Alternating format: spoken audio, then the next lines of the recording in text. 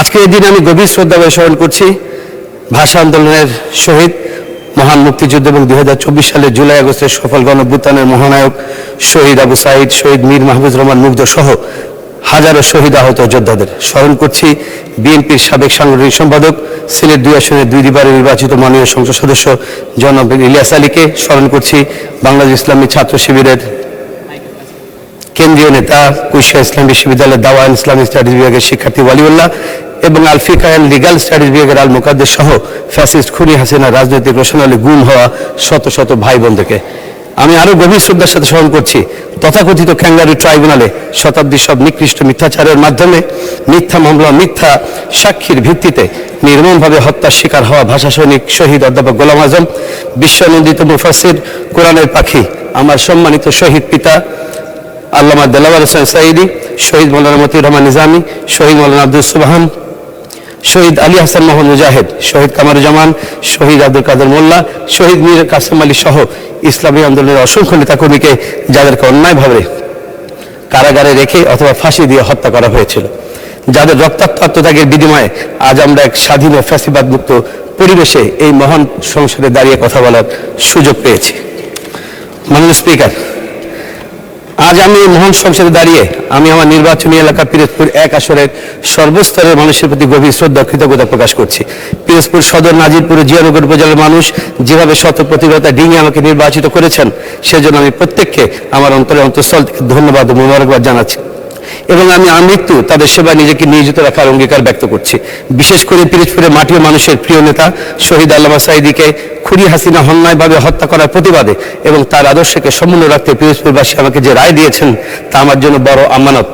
এই আমানতের সর্বোচ্চ মর্যাদা আমি আজীবন দিয়ে যাব এবং পিরোজপুর উন্নয়নে আমি আমার সর্বোচ্চ মেধা ও যোগ্যতা দিয়ে কাজ করবো ইনশাআল্লাহ।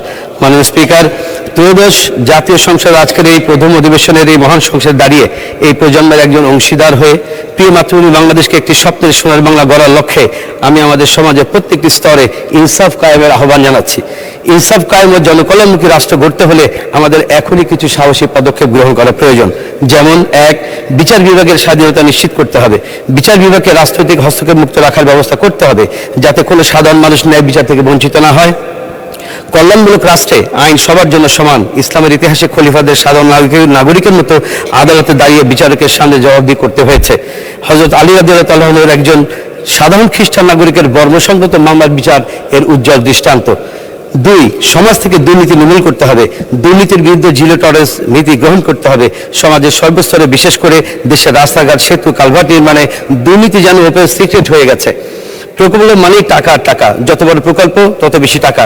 দুর্নীতি বিরোধী সংস্থা ট্রান্সপারেন্সি ইন্টারন্যাশনাল 2024 সালের অক্টোবর মাসে তাদের এক গবেষণা প্রতিবেদনে বলেছে, পতিত আওয়ামী লীগ সরকারের 15 বছরে সড়ক ও জনপদ অধিদপ্তরের উন্নয়ন প্রকল্পের বরাদ্দ 23 থেকে 40% অর্থ লোপাট হয়েছে।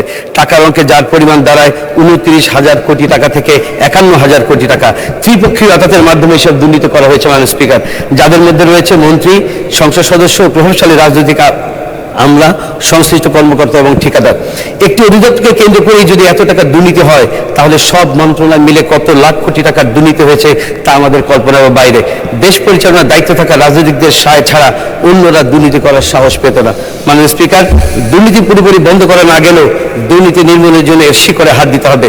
মন্ত্রী, এমপি, আমলা কিংবা সমাজের প্রভাবশালী যে কেউ হোক না কেন, দুর্নীতি করে তাকে অবশ্যই আইনের আওতায় নিয়ে আসতে হবে। দৃষ্টান্তমূলক শাস্তির ব্যবস্থা করতে হবে। জনমনে নীতি নৈতিকতার বোধ তৈরি করতে হবে। এজন্য শিক্ষা ব্যবস্থা প্রয়োজনীয় উপযোগী কারিকুলাম অন্তর্ভুক্ত করতে হবে। নীতিবোধ শূন্য আদর্শহীন মানুষ তৈরির অনুকূল শিক্ষা কারিকুলাম বর্জন করতে হবে। তাহলেই কেবল সমাজ ও রাষ্ট্রকে দুর্নীতিমুক্ত করা সম্ভব। একই সাথে শাসন ব্যবস্থার পরিবর্তন প্রয়োজন রাজনৈতিক একটি নতুন বন্দোবস্তের। মাননীয় স্পিকার, দেশের জনগণের কষ্টার্জিত টাকা অপচয় রোধে জামাতের মাননীয় সংসদ সদস্যগণের ঘোষণার পর বিএনপি দলীয় অন্যান্য মাননীয় সংসদ সদস্যগণের শুল্কমুক্ত গাড়ি সহ সকল বিশেষ সুবিধা বর্জনের যে সংস্কৃতি শুরু হয়েছে তা প্রাতিষ্ঠানিক রূপ দিতে হবে। মাননীয় স্পিকার, জনকল্যাণমূলক রাষ্ট্র গঠন ইসলামের ঐতিহাসিক নিদর্শন অত্যন্ত সুদূর প্রসারী এবং মানবিক। ইসলামের দৃষ্টিতে রাষ্ট্র কেবল শাসন করার যন্ত্র নয়, বরং নাগরিকদের মৌলিক অধিকার ও ইনসাফ অর্থাৎ ন্যায় বিচার নিশ্চিত করার একটি মাধ্যম। ইসলামে ক্ষমতাকে একটি আমানত হিসাবে দেখা হয়েছে। পবিত্র কোরআনে সূরা নিসার 58 নম্বর আয়াতে আল্লাহ তাআলা নির্দেশ দিয়েছেন, নিশ্চয়ই আল্লাহ তোমাদের নির্দেশ দিচ্ছেন যে তোমরা যেন আমানত সমূহ তার হকদারদের কাছে পৌঁছে দাও, আর যখন মানুষের মধ্যে বিচার ফয়সালা করবে তখন ন্যায়ের সাথে বিচার ফয়সালা করবে। মাননীয় স্পিকার, আল্লাহ রসুল সাল্লাল্লাহু আলাইহি ওয়াসাল্লাম যে সরকার ব্যবস্থা প্রতিষ্ঠা করেছিলেন তা সত্যিকার অর্থেই ছিল একটি জনকল্যাণমূলক সরকার। তার সরকারের দায়িত্ব পালনকারী ব্যক্তিবর্গের মধ্যে চরম দায়িত্বের মধ্যে জাগ্রত করে দেওয়া হয়েছিল, আর এটি সম্ভব হয়েছিল কেবলমাত্র আখিরাতের তীব্র বিশ্বাস ও মহান আল্লাহর দরবারে জবাবদিহিতার অনুভূতির মাধ্যমে। মানুষের নিকট জবাবদিহিতার পাশ কাটিয়ে যাওয়া যায়, কিন্তু আল্লাহর নিকট জবাবদিহিতার পাশ কাটানোর কোনো সুযোগ নেই। সূরা জিলজালের ৭ ও ৮ নম্বর আয়াতে আল্লাহ তাআলা বলেছেন, ফামান ইয়ামাল মিসকালা যাররাতিন খাইরান ইয়ারা ওয়া মান ইয়ামাল মিসকালা যাররাতিন শাররান ইয়ারা। অর্থ, কেউ অনুপরিমাণ সৎকর্ম করলে তা সে দেখতে পাবে, আর কেউ অনুপরিমাণ অসৎকর্ম করলেও তা সে দেখতে পারবে। মাননীয় স্পিকার, 2025 সালের 17 অক্টোবর স্বাক্ষরিত জুলাই জাতীয় সনদ বাংলাদেশের ইতিহাসের একটি মাইল ফলক। এই সনদটি মূলত দেশবাসী ও বিপ্লবী ছাত্র জনতার আকাঙ্ক্ষারই প্রতিফলন। আমরা দেখেছি বাংলাদেশ জাতীয়তাবাদী দল বিএনপি, বাংলাদেশ জামায়াত ইসলামী, এনসিপি সহ অন্যান্য গণতান্ত্রিক রাজনৈতিক দলগুলো শুরু থেকেই জুলাই সনদের প্রতি সমর্থন ব্যক্ত করেছে এবং এতে স্বাক্ষর করে রাজনৈতিক ঐক্যমত্য তৈরিতে বড় ভূমিকা রেখেছে।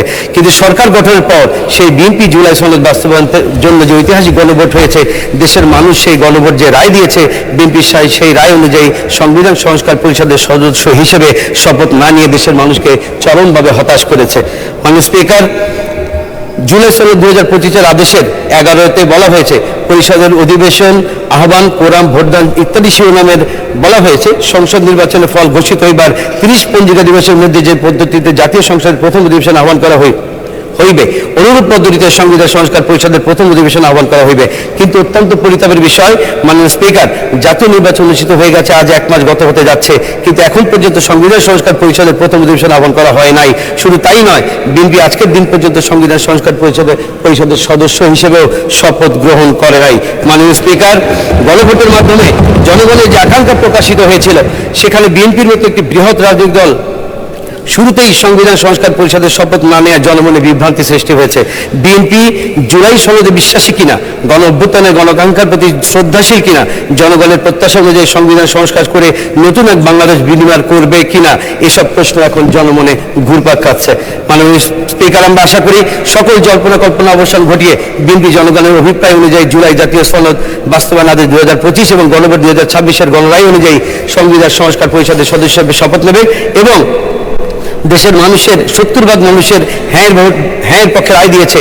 এই দুটো ভোট একসঙ্গে হয়েছে, একই সঙ্গে ফল প্রকাশ হয়েছে। ধন্যবাদ মাননীয় সদস্য। আচ্ছা, 1 মিনিট বলেন। ধন্যবাদ মাননীয় স্পিকার। আমাদের এখানে যে আলোচনা হয়েছে, আমাদের মাননীয় স্বরাষ্ট্রমন্ত্রী যিনি বলেছেন, জুলাই আবেগ নয়, আবেগ দিয়ে রাষ্ট্র চলে না। এই প্রসঙ্গে বলতে চাই মাননীয় স্পিকার, জুলাই আবেগ নয় কথা সত্যি, কিন্তু জুলাই আবেগ, জুলাই একই সাথে বাস্তবতা। আবেগ